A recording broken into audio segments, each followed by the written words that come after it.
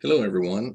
Today I will be discussing the current threats to disability legislation and the protection of Americans with disabilities from discrimination, from barriers to access, and from full participation in society, community, and government. The first one that I would like to discuss is the 21st Century Cures Act. Um, as with many of these, I think the intent um, was good, but there could be some either bad side effects or outcomes that weren't anticipated when these were first put forward. This one in particular um, is attempting to streamline the approval process for medicines and medical equipment. Um, from an economic standpoint, I can see where that might be a good thing. Competition is never bad, but those tests and trials for these different medications were there for a reason, and I don't think that cutting down that criteria is a smart thing to do. They could end up being putting out medicine that's ineffective or even harmful.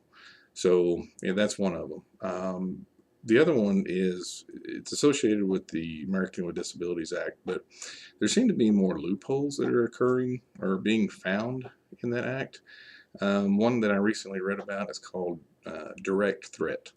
So if I'm an employer, I can not hire you because I feel like that you could be a direct threat to health or safety to yourself or others.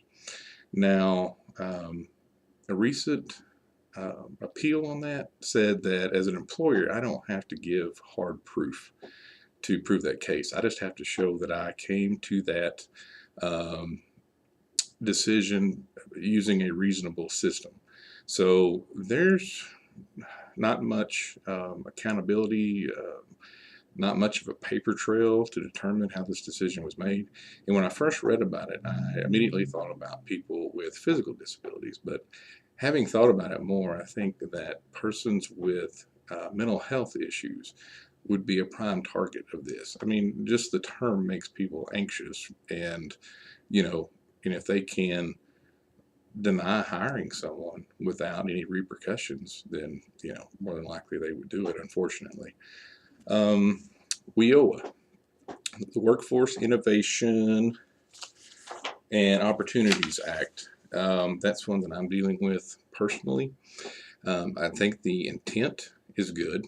It wasn't communicated very well at first. A letter came out with very much legalese, and so for any person that maybe IDD, working in a sheltered workshop at below minimum wage, even if they're happy that they're, even if their guardians want them there, they're now being given vocational counseling to determine if they are capable and want to work in integrated employment. And that's fine. But the way it read first coming out, people were concerned that they were going to be forced to do something different, which is not the case. So, again, the intent was good, it just wasn't communicated well. Um, let's see. Physical accessibility, that also is a part of the Americans with Disabilities Act. Um, so basically, if I'm a business owner and you want to shop with me, but you're in a wheelchair and I don't have a ramp so you can access the store. Through this House resolution, instead of immediately suing me, you have to go through some steps now. The first thing you have to do is mail me a notice with the alleged violation, and upon receipt of that, I have 60 days to respond if I have the intent to correct the problem. If I do, I'm given an additional 120 days to actually correct the problem. So 180 days to correct something seems a bit much. I understand that they're trying to curb lawsuit as the first action in something like this. But my other question is, if it's a business, especially a building built after 1990 when this act was passed, I would think that there would be some kind of building ordinances that would have required it to be um, accessible through ADA standards, but apparently that's not the case. So again, I guess my point is I think that a lot of these legislation packages were meant to be good, and they haven't always turned out that way. So obviously we have more work to do. So I guess that's all for now, and we will see you at the next discussion. Bye bye.